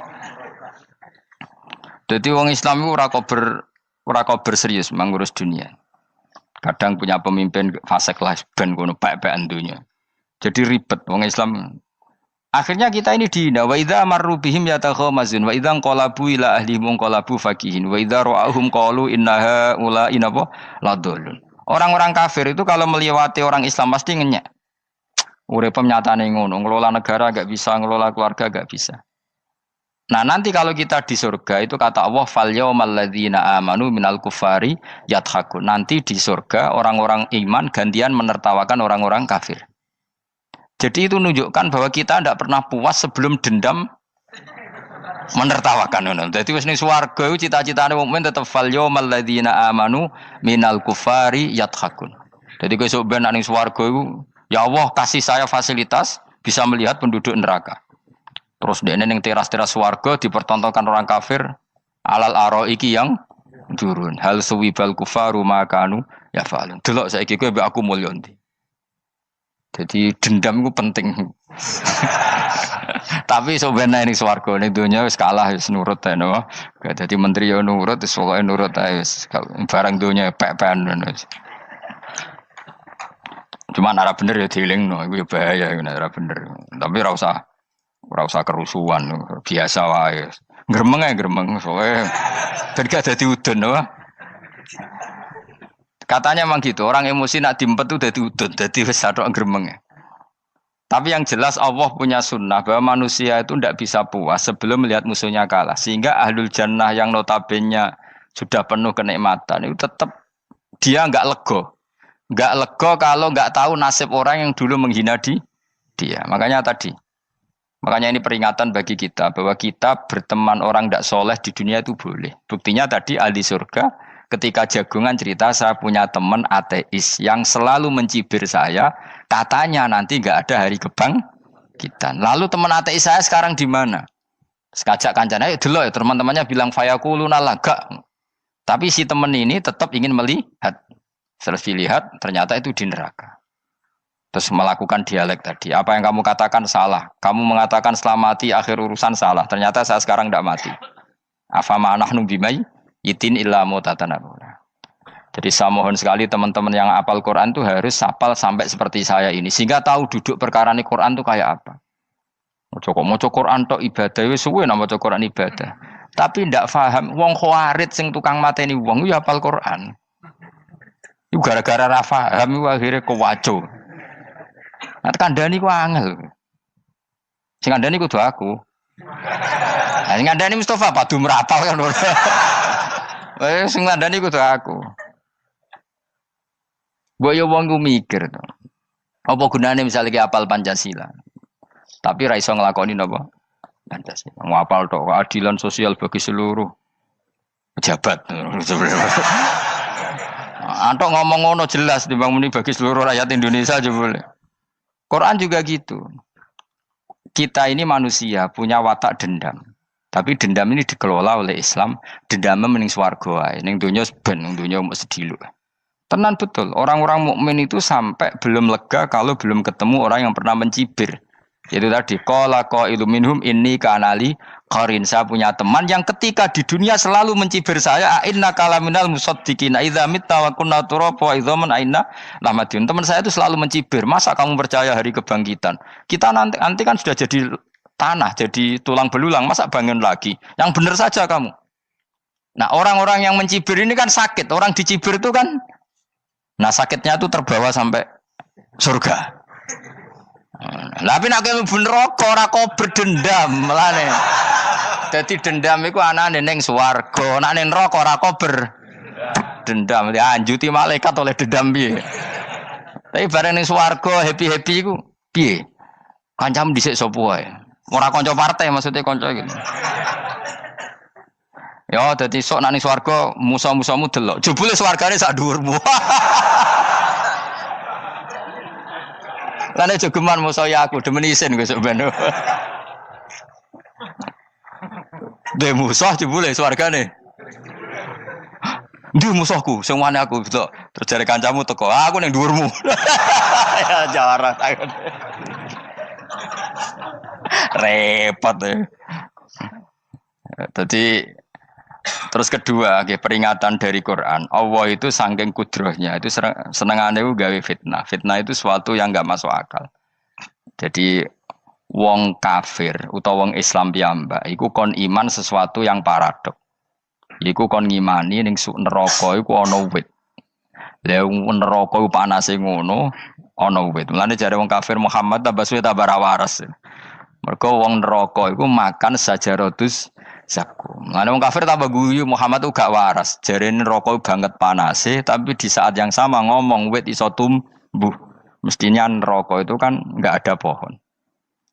Mulane Allah nanti ngendikan wa ma ja'alna ru'yallati arainaka illa fitnatal linnas wasyajaratal mal'unata fil Qur'an. Jadi satu orang itu diuji disuruh ngimani Isra Mi'raj. Nabi yang tetap posisinya di Mekah diberitakan oleh Quran bahwa Nabi telah menembus langit Sabtu dalam lahdoh satu malam. Wong kafir malah guyu-guyu. Terus kedua, ada pohon yang tumbuh di neraka. Mulane dawuh pangeran seperti wa ma ja'alna ru'yallati arainaka illa fitnatal linnas wasyajaratal mal'unata fil Quran. Jadi diuji. Yes ngono dunya kaya wong Islam sakniki niku. Yang mengklaim negara Islam tata kelolanya carut marut, yang negara non Islam kadang tata kelolanya rapi, sehingga seakan-akan kita ini salah, ngurus dunia wae iso mung ngurus akhirat. Tapi saya berharap sing dicibir iki sok ben mlebu swarga, dadi iso dendam. Tapi nek mlebu neraka iku ora kober dendam. Mulane kula mboten gadah rencana mlebu neraka mboten gadah. Kula niku pendendam, dadi mangkalku ben kesampaian sampeyan nak teng pundi? Swarga. Kita harus ngalami fal yawmal ladzina amanu minal kufari yadhakun alal araiki yang jangan sampai kita ngalami kita sendiri disiksa. Kowe ngilu awakmu dhewe, milih dendam apa milih mlebu neraka? Milih dendam ya. Syaratnya mlebu apa? Swarga. Ya. Jadi pangeran itu memang sering damel sesuatu itu paradok. Tapi memang Allah sengaja. Mulane kula bolak-balik matur, ulama itu banyak, yang jaga akhlak ya banyak, yang jaga ilmu yang banyak. Kadang yang jaga ilmu itu yang akhirnya nyuwun sewu cangkem elek dan itu penting. Saya di mana-mana bilang, sesuatu itu kadang nggak bisa dijelaskan secara baik-baik. Syaratnya kudu cangkem elek. Cuma karena itu nggak mungkin kita nisbatkan pada nabi, ben aku wae sing tanggung jawab. Kalau nak dinisbatkan nabi kan elek, maksud nabi kok gerakan cangkem elek. Ben aku wae. Nak pancen salah, aku sing tanggung jawab. Tapi nyalahno aku neraka, yakin neraka. Siji yo ora level, napa siji ora level. Dhisik sahabat itu akhirnya yo nyuwun sewu cara ora sahabat yo cangkem elek. Mergo mangkel. Ada orang munafik saking ora ngajari ngene. Kenapa saya bikin gerakan cangkem elek? Kok janut lho. Kowe asli elek maksudnya cangkemmu wis elek ora kok. Kok nang darane aku harus gebak ora asli cangkemmu wis elek. Wis ngono perkara dunya, ora perkara hak. Nah, kan perkara hak, cek keren. Wong munafik ku saking mangkelnone ning Kanjeng Nabi, saking kepengin Nabi itu ketok goblok, ketok salah. Iku kadang takok nggawa untane unta. Takok, "Mat, untaku iki sing ngawini untane sapa? Kok anake kok ora kembar?" Terus ana sahabatmu sing cangkem elek koyo Ruhin. "Tak pajangi aku." Kuwi apa-apa. Dadi oleh muni ku nazautu alaiha, nazautu cara aku sing nyelingkuhi. Terus ki apa-apa? Mergo gak trimo nabine dikei pertanyaan sing gak masuk akal. Paham? Begitu juga ketika mereka nyembah berhala Lata Uzza, iku sing cangkem elek ya sahabat. Mergo Nabi ra pantes. Cangkem elek bicara, aku gek bengi pas ape nyembah berhalaku. Jebule pas duyoi luwak. Aku mikir, mosok pangeran duyoi luwak menengah iki apa-apaan? Dikencingi apa? Luwak. Ada lagi orang Bedui, orang munafik tanya, "Muhammad, idda'aita annaka utiyal wahya. Kamu tuh mengklaim kamu dapat wahyu. Sekarang unta saya hilang. Lalu posisi unta saya di mana? Kamu idda'aital ghaib. Kamu mengklaim tahu barang ghaib. Sekarang unta saya di mana?" Sahabat akhirnya kecangkemel. Tak colong apa-apa pokoknya. Pergamane. Pokoknya butuhnya mangkel lo, bodoh mangkel lo nih. Mergo gak trimo Nabi ini nggo pertanyaan-pertanyaan yang tidak mendidik, yang menyudutkan. Yang paling parah mau nazautu alaiha. Yo aku sing nyelunggi wae apa-apa. Nah sama misalnya orang kafir bilang orang Swiss lebih bahagia timbang orang orang Ethiopia. Orang Eropa lebih bahagia ketimbang orang Syria. Kamu harus bilang kata siapa? Coba ukur. Kita yang miskin, kita yang tidak menteri, kita yang tidak siapa-siapa. Andai kan ditimang kebahagiaan kita dengan menteri tidak mesti kalah. Mereka juga punya atasan yang mengganggu kan. Kue jadi buruh majikan ya tersita oleh atasan. Menteri ya tersita oleh atasan. Kebebasannya ya ada yang tersita. Wayai pengen turu harus ngantor. Wayai kepengen mangan harus rapat. Kamu ya tersita pe mangan rakelar. Ya sesuai tersitanya macam-macam kan. Semua itu kita sama kok. Ada yang sesuatu yang kita tidak kesam. Mereka juga sama. Ada sesuatu yang tidak. Ya. Sebenarnya pola hidup itu kan sama. Dan itu kadang-kadang yang jadi aman kadang-kadang mau cangkem elek sing iso jawabnya. Tapi saya ulang lagi itu enggak mungkin kamu nisbatkan kepada Rasulullah karena Rasulullah itu ahsanan nasi khalqam. Tapi ulama ben tetep ngene iki. Sing kaliber lho ya. Sing kira-kira cangkem elek tetep keramat kok kula lah minimal kaya kula. Kula nu cangkem elek tetep keramat. Kowe sopan ora keramat ora ana ilmune kok. Entekno sopan ora ana pengaruh ya. Entekno sopan tetep keramat aku, yakin keramat aku. Baik sopan lah ya. Ora ana ilmune apa-apa. Sopan yo keliru, cangkem elek yo keliru, urip yo keliru, mati yo keliru, pokoke kadung keliru. Ana ulama diomongi, "Pak Yai, kalau neraka itu, kalau setan dari api, kemudian setan disiksa api kan sejenis, susahnya apa?" Kiai ini mangkel terus ngambil segenggam tanah disawur ora ini. Loro Yai, jare ke kok tanah, kena tanah kok loro. Enggak bisa seperti ini diberi penjelasan baik-baik kan. Setan itu kok geni Pak Yai, jare disiksa di neraka kan enggak apa-apa, sama-sama api. Kiai ini ngambil tanah swawur ora ini. Barang mau sakit Kiai, jare kok tanah, kena tanah kok sakit. Hanya jangan katakan kalau setan dari api kena api ndak sakit. Coba kamu kasih penjelasan baik-baik. Ngapunten nggih, umpami jenengan nggih, ngapunten lho niki. Ngapunten lho nggih, umpami jenengan nggih. Ngapunten lho nggih. Kesuwen. Umpami jenengan kena tanah sepundi iki mboten napa-napa, kena tanah kula biasa. Kan kesuwen. Dene mbok sawuri raine. Terus keliliben. Padahal materi manusia dari tanah, ternyata kena tanah sakit. Makanya dendam itu penting, tapi tadi loh ya, bukan dalam konteks dunia ning swarga. Allah iku wis gawe manusa iku duwe dengan tanda kutip dendam tadi. Dekne tetap gak terima. Orang yang dulu menghina saya iman, kemudian orang itu di surga gak terima. Makanya diberi hak untuk melihat bahwa temannya masuk neraka. Melane fattala'a fara'ahu fi sawail jahim. Kemudian temannya dilihat, kemudian temannya di neraka. Dan belum berhenti dendamnya di sini. Dia ngomel-ngomel, tawahi ingkit talaturdin. Kamu kan yang hampir saja menyesatkan saya. Jadi wong swarga nak ngomel ya ora lega. Ayo milih swarga apa milih dendam? Dendam. Jadi mulane ngaji ben kero, dadi ben lega apa? Dadi kowe kudu dendam kan. Kowe mbek wong sugih-sugih kudu dendam. Jute gak dhisik sugih, saiki sugih aku jebule sing mbok dendami swargane sak dhuwur. Pancet wong sugih menangan. Jadi kudu jelas ya. Jadi kenapa saya bilang cangkem elek karena tadi dulu sahabat itu kadang kesulitan nanggepi komentare wong-wong munafik. Karena tadi itu Nabi itu, sama nak roh ceritanya Nabi dari sisi yang baik-baik saja. Maksudnya baik-baik itu sahabat merawakan Nabi. Wong munafik nak takok aneh-aneh. Ya Muhammad, ontaku iku rondo ireng kok anake rondo ngene iku sing majang ki sapa jare sahabat. Aku apa? Wong urusan onto kok ditakokno ora. Dadi niate nglecehno Nabi, Nabi takoki urusan. Lah kula misale kiai, alim alamah tukang maca jalan takoki, "Gus, jare rugen kula gadah kucing, Gus."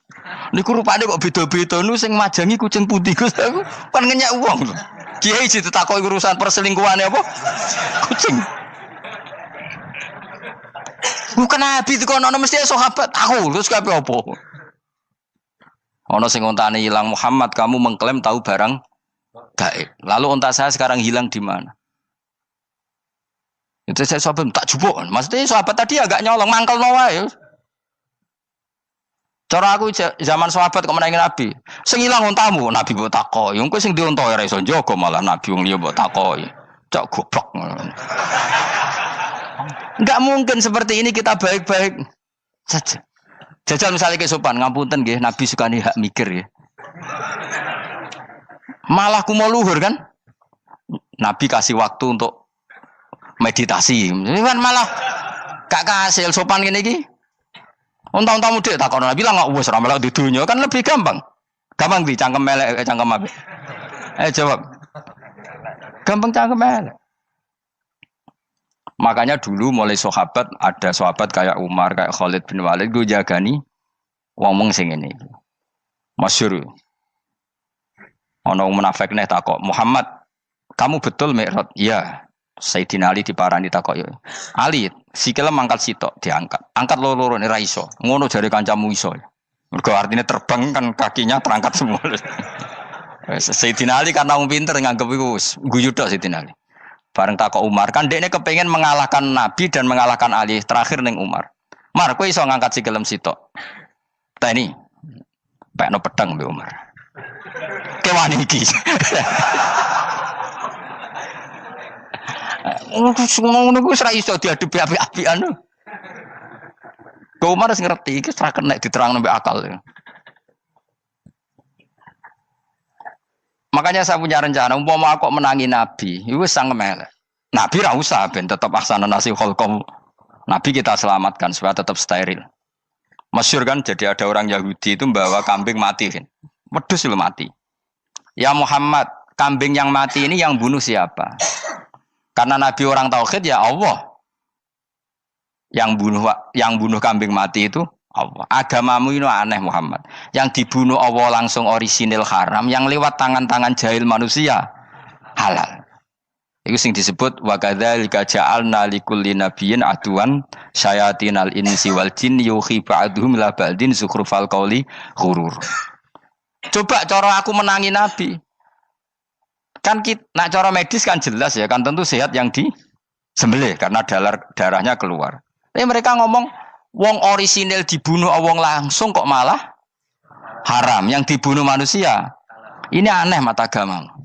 Cara aku menangi zaman Nabi, yo no pangan dhewe ngono kowe sing gampang dikira-kira. Tapi ojo Nabi lho sing ngendikan, kowe wae sing penggemar Nabi. Kancang kemelek pantes selain bakat yo ora bakal dadi nabi wis. Ya kena muni halal yo pangan tekno. Kan dekne muni halal kan? Ya wis entekno. Ben do mangan apa, Badang. Tapi Nabi kan gak mungkin ngendikan seperti. Tapi sahabatnya dong ngendikan gitu. Mergo ya mangkel ngadepi.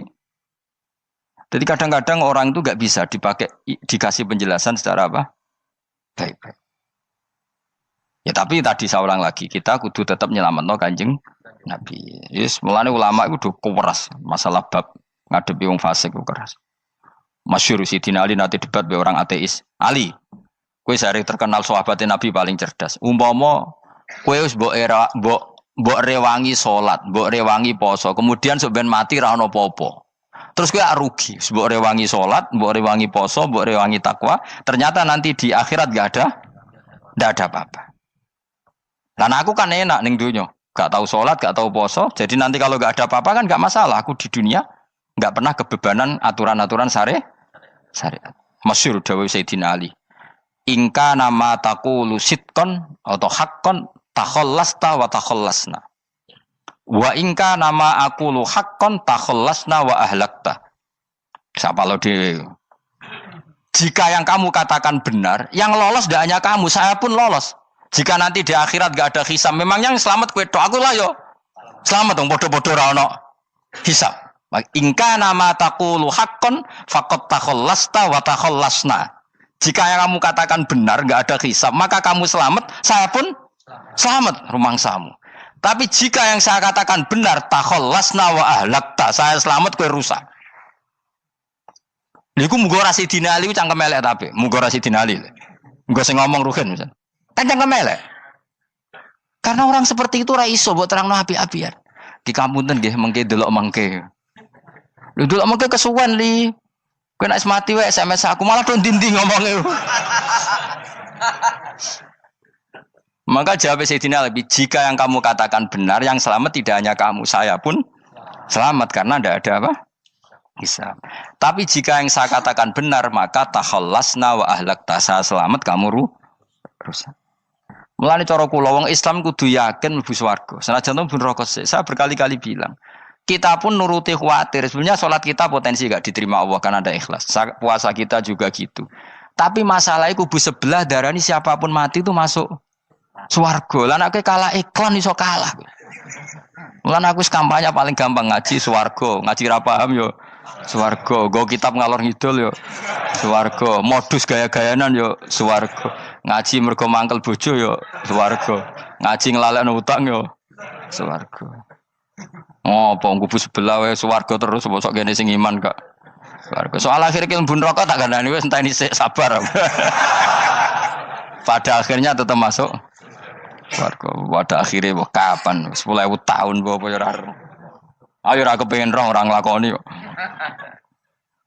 Jadi ini penting ya. Jadi kita harus terbiasa berpikir secara tadi ya.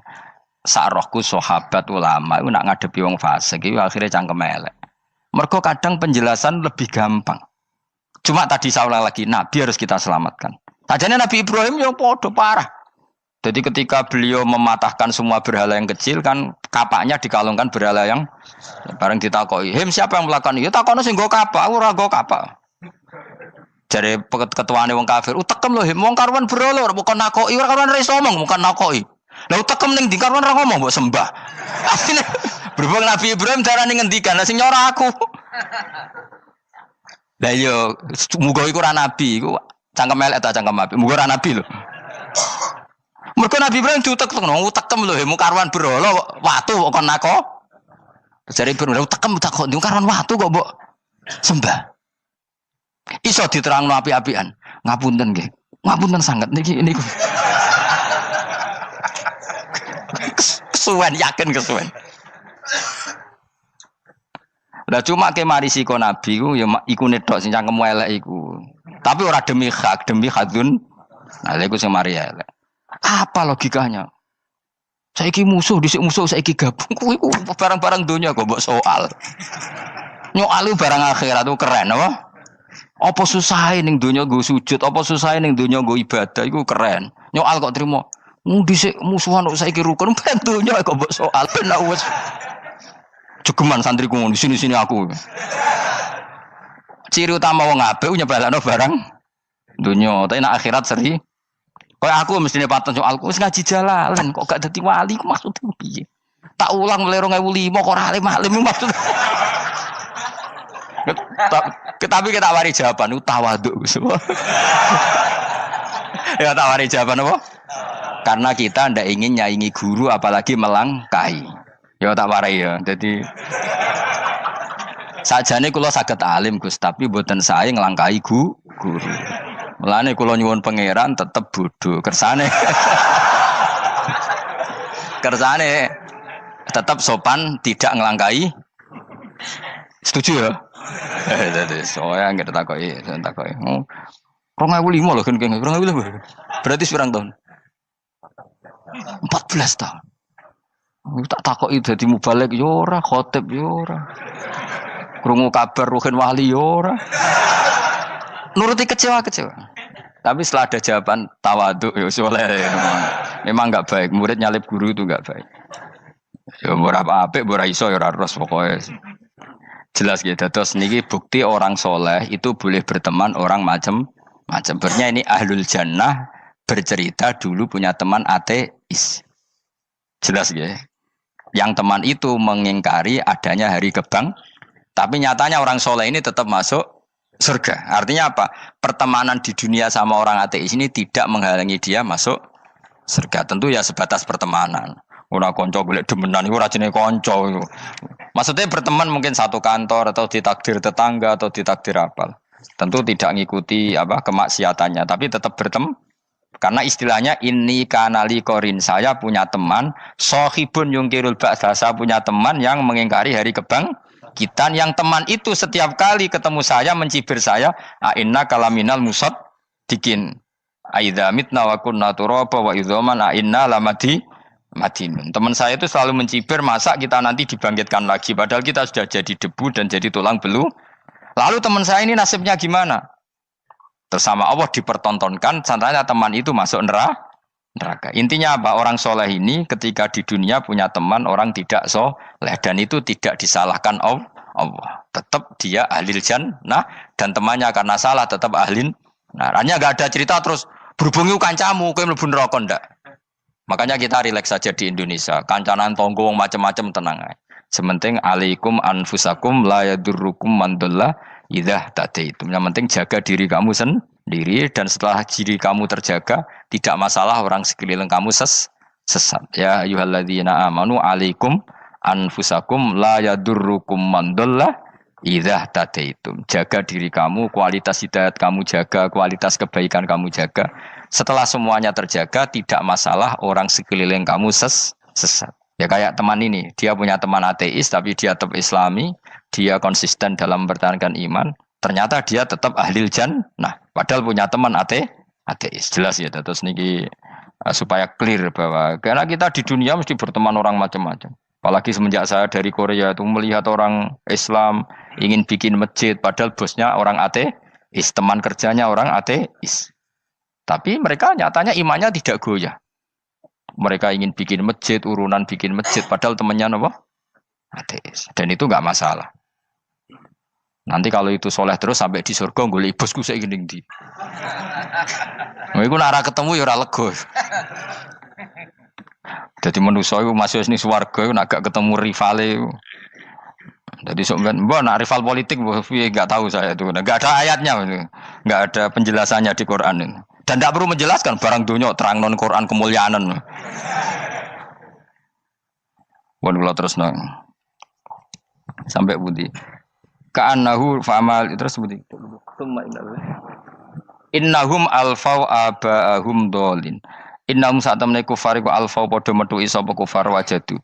Tegese metuki sapa kufar aba'ahum ing bapak-bapak kufar dipethuki dolina khalik sesat kabeh.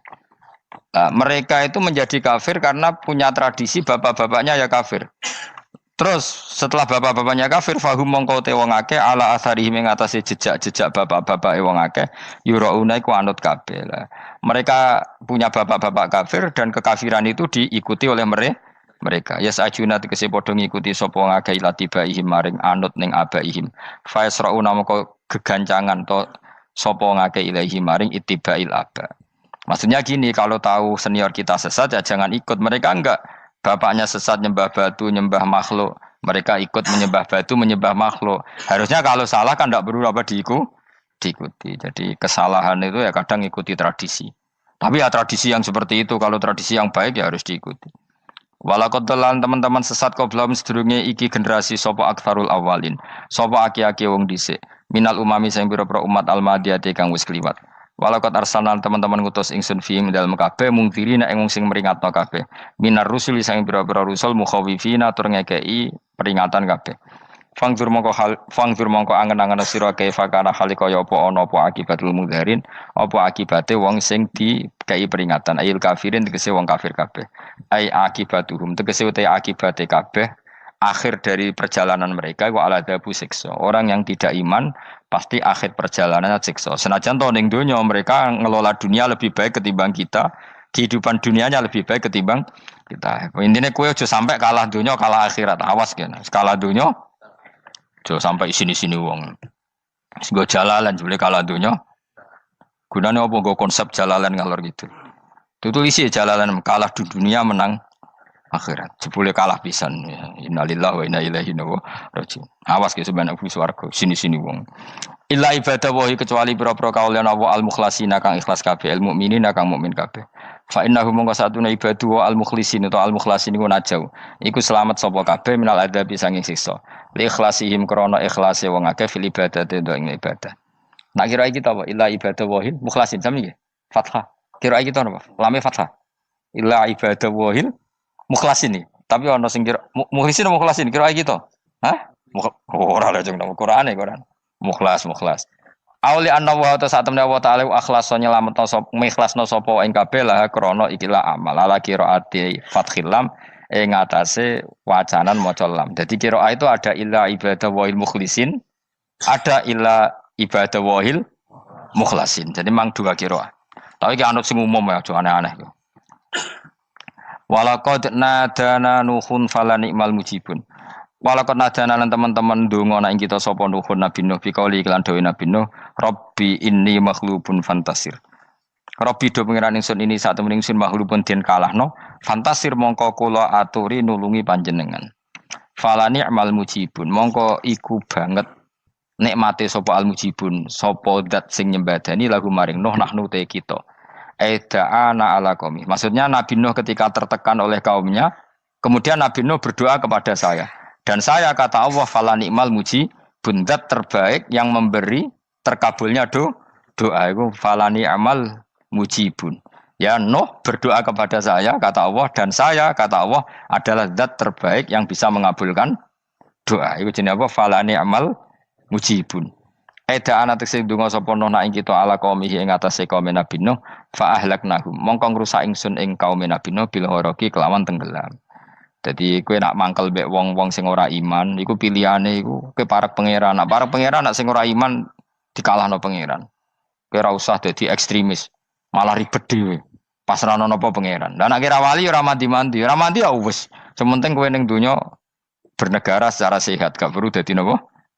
Teroris, gak perlu dadi napa? Ekstremis. Karena Nabi Nuh ketika mangkel mbek kaume, Nabi Nuh ngebom mereka apa matur pangeran? Matur pangeran, kemudian pangeran sendiri yang ngambil napa tindakan. Kowe yo ngono mbek musuh-musuhmu sing hasud mbek kowe. Tapi mbah kok nang pangeran malah bela kono. Lah kadang musuhmu luwih bener timbang kowe. Kono kerja keras sugih. Terus duweni kowe kere turu. Terus mbok pasutno jebule pangeran bener. Kok kowe pemalas. Kono bekerja keras. Yo mbah nak ngono. Lan jegeman di musuh wong saleh. Mergo nak maksudno malah balik ning kowe. Di musuh sing ra saleh dadi menang kowe. Nak padha ra saleh ya mbok ora jelas. Fa ahlaknahum mongko ngrusak ingsun hum ing kaum Nabi Nuh bil ghoroqi kelawan apa tenggel. Sing jelas nabi-nabi dulu nak kecewa mbek musuhe iku mature teng pangeran. Mboten kalau perang itu beda loh. Nabi kalau perang dia perang di arena perang di Badar di Uhud. Jadi janjian terus duel. Ora kok musuhe turu terus di sebelah mboten enten ngono. Ya kalau mau perang ya janjian. Jadi fair. Mereka nantang Nabi, tentu kan tidak baik kalau kebenaran ditantang kebatilan tidak berat. Terus akhirnya ya duel ini wow. Tidak. Yang jelas perang itu tidak sepihak. Makanya bahasa Arabnya takotul, saling perang. Jadi wazan kalau dalam nahwu itu dalam sorof itu qatala itu wazannya musyarakah. Musyarakah itu saling merang, saling nyerang. Jadi enggak boleh sepihak. Makanya janjian oke, mau iduna badrun. Perjanjian kita ketemu di apa? Badar terus ketemu. Ora kok limbe-limbenan ku mboten. Memang tarung. Jadi keren. Sing kalah ya keren, sing menang ya keren. Mergo corong Jawa wani adep.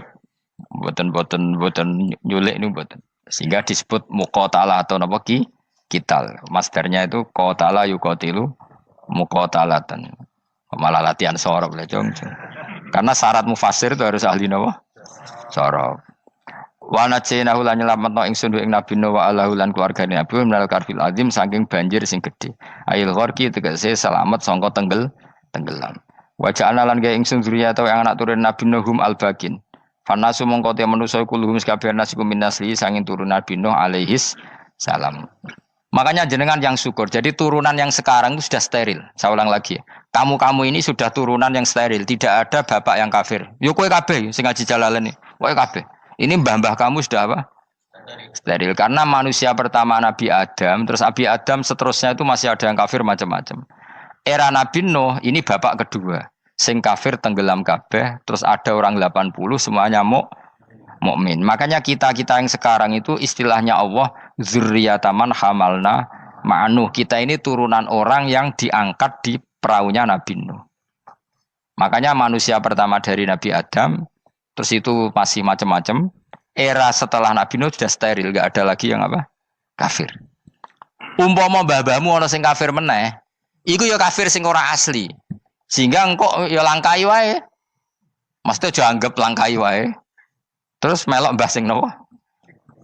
Sing mukmin. Ya jelas ya. Fannasu kulluhum min naslihi alaihis salam. Jadi setelah periode banjir itu semua manusia itu sudah turunan Nabi Nuh. Dan pas itu sudah steril semuanya apa? Mukmin. Ya orang 80 semuanya orang apa? Nah setelah itu ada lagi yang kafir. Lah aku ora roh iku sing dadi mbahmu ta ora roh. Ya ora perlu roh kowe. Mulane ora apal nasab penting kanggo biasa ben ora roh. Tadi fanasu mongko te manusa kulo mis kabeh nas iku min naslihi sanging turunan Nabi Nuh alaihi salam. Bakana lan ana iku lahu kedene sapa salah satu auladin sapa telu pira-pira anak Sam. Pertama Sam wa Abul Arab wa Faris wa Rum wa Ham wa Abu Sudan. Sing Ham Abu Sudan, bapake wong napa? Sudan. Wa Yafas, ana sing maca Yafis. Yafas Abu Turki, bapake wong pundi? Wal Khazar wa Ya'jud wa Ma'jud wa Maghunalika. Mbah kowe minduane sing tirar babamu sing Abul Arab ira ngembesek. Persi kita ya kurang ganteng. Rom kira ora wong Itali. Kowe turunan ndi? Ham iku paling Abu Sudan wong ireng-ireng. Paling iku. Wis ben ngono, ben wis. Wa tarakna alaihi fil akhirin. Wa tarakna lan nyisano ingsun apa koina tegese nyisano ingsun ali ngatasin no tak sisano sanaan khalidati pangaleman hasanan kang apik fil akhirin ing dalem periode-periode sing akhir minal anbiya sing pira-pira nabi wal umami lan pira-pira umat ila yaumil kiamat itu maka maring dina kiamat. Nuh jejak-jejak kebaikannya akan saya maklumatkan kebaikannya sampai ila yaumil kiamat. Mulane ra ono barokah kados ngaji jenengan kudu syukur ngaji. Misalnya Nabi Nuh dititahno Allah akan dipuji ila yaumil kiamat. Yang muji siapa kalau enggak kita ini? Barokahnya ngaji kita tahu kehebatan Nabi Nuh, kita tahu sejarahnya Nabi. Berarti yang muji Nabi Nuh siapa? Ya kita ini yang ngaji. Andai kan tidak ada yang ngaji orang tahu enggak tentang Nuh? Enggak tahu kan? Makanya banyak wali yang enggak suka doa. Bukan karena anti doa enggak, katanya saya yang didoakan para yang sudah meninggal. Karena yang sudah meninggal itu sangat mencintai kita. Lan kula itu termasuk ulama sing jarang ndonga. Nggih ndonga tapi juarang banget. Ora koyo kowe men ndonga ora tau mandi. Kula nu jarang ndonga karena dawuh Kanjeng Nabi, siapapun yang menghidup-hidupkan sunnahku otomatis layak mendapat doaku. Dawuh Nabi masyhur, ala khulafai rahmatullah. Siapapun yang mengganti saya berhak dapat rahmatnya Allah. Manhum ya Rasulullah. Siapa itu? Alladzina yuhyuna ma amatahun nas min sunnati, orang yang menghidup-hidupkan sunnahku yang sudah mati. Coba Nabi Nuh sekarang dapat titah dipuji di dunia ila yaumil. Yang muji siapa coba? Kita kan. Karena kita menerangkan sejarah Nabi Nuh bahwa beliau adai ila Allah, beliau konsisten berjuang ila tauhid. Coba kalau tidak ada orang ngaji, siapa yang tahu Nabi Nuh? Man huwa, siapa dia? Kan tidak ada yang peduli. Itu kayak kasus Musaddiq dulu. Katanya Musaddiq kan punya pengaruh 40.000 orang yang ngakui Musaddiq itu Nabi. Ternyata itu keliru, itu hoax. Saya termasuk orang yang menanyai kenapa mereka menabikan Musaddiq. Tak tanya, kenapa kamu percaya Musaddiq Nabi? Memangnya kenapa kalau dia Nabi? Nah, kamu tahu Nabi apa? Nabi itu apa? Tidak tahu. Gitu sih. Makanya saya itu menyayangkan ada berita. Sebenarnya yang mereka mengatakan Musaddiq Nabi itu tidak tahu Nabi apa itu tidak tahu. Cuma mereka percaya demokrasi. Kalau dia ngaku nabi susahnya apa sih? Pikirannya itu. Susahnya apa kalau dia nabi? Lah kamu tahu nabi apa? Enggak tahu jadi. Repot kan? Itu kan seperti orang pakai nama Ghazali tapi enggak tahu sakralnya Imam Ghazali. Akhirnya ngefly. Jenenge Abdul Qadir Jilani beling ora karuan. Mergo ya ora roh. Ya kok jenenge Mustofa ini. Orang pilihan, tapi ya kelakuane ngene iki molen. Aduk Ruhin jus wong sing tukang istirahat. Dadi maknane Mas Ruhin wong sing seneng. Mulane turu. Dadi sarokae maknane istirahat. Nganggo sintasin. Sinta yo tukang istirahat bener urip pemene iki. Ya ora apa-apa, donya sepele kan istirahat. Jadi makanya kan nggak ada ulama yang nggak dicintai para wali yang sudah meninggal karena tadi siapapun yang menghidupkan sunnahku setelah sunnah itu mati maka dapat doaku. Sehingga ulama ya doanya ya biasa aja, ndak usah berlebihan, just dungus. Karena kita yakin dungane Nabi luwih mandi timbang doa kita. Kalau kita menghidupkan sunnahnya Nabi, ngaji maksudnya. Cuma namun di sunnah Rasul gak tahu ngaji. Sunnah Rasul yo ngaji ku sing karuan. Wis jelas Nabi itu status pokoknya apa? Pengajar apa? Masyhur itu. Buistu mualliman. Sebagian riwayat pakai innama buistu muallim. Saya diutus hanya sebagai pengajar. Termasuk melakukan sesuatu yang tidak ideal itu Nabi lakukan demi status mengajar. Misalnya begini, sama tak bedai, enggak tak latih pinter. Tawaf jalan kaki sama naik skuter atau naik kendaraan itu afdal mana? Enggak, jawab saja. Afdal jalan kaki. Tapi Nabi ketika tawaf itu naik unta. Naik apa? Sehingga ulama ijma tetap saja tawaf naik unta sama jalan kaki afdal jalan kaki. Padahal Nabi kalau tawaf itu. Karena Nabi naik unta itu statusnya adalah mengajar. Menunjukkan kalau itu sah. Jadi nilainya bukan enak-enak naik unta tapi mensyariatkan kalau itu sah. Dong ya. Kayak saya pakai baju hem. Dengan orang Arab pakai jubah. Mungkin cara Allah itu afdol saya. Saya orang Indonesia loh ya. Maksudnya saya ini orang Indonesia. Maksudnya saya orang Indonesia, saya orang lagi. Bukan dengan status Habib atau ulama atau orang Arab. Guling-gilingan bahwa saya mengesahkan baju hem untuk sholat. Makanya dulu pernah di salah satu komunitas tabiin, saya orang lagi tabiin. Itu semuanya pakai jubah, pakai serban. Jabir yang sahabatnya Nabi termasuk Abdullah bin Mas'ud, dia datang ke masjid, jubahnya itu dicopot, terus dia sholat tanpa pakai jubah. Sampai geger tabiin, ini gimana sahabatnya Nabi sholat kok pakai jubah, jubahnya dicoplok, dicendel no.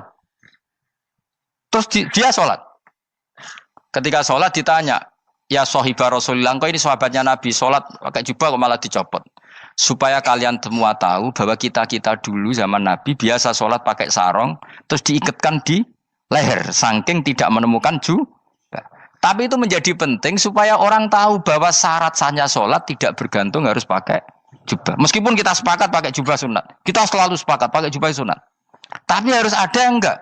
Kalau semua kiai pakai jubah, nanti satpam harus pakai, supir harus pakai. Karena kalau mau sholat jadi bingung.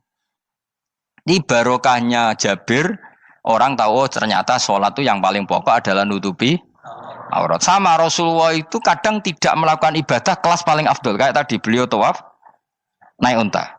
Tapi itu menjadi afdol karena nilainya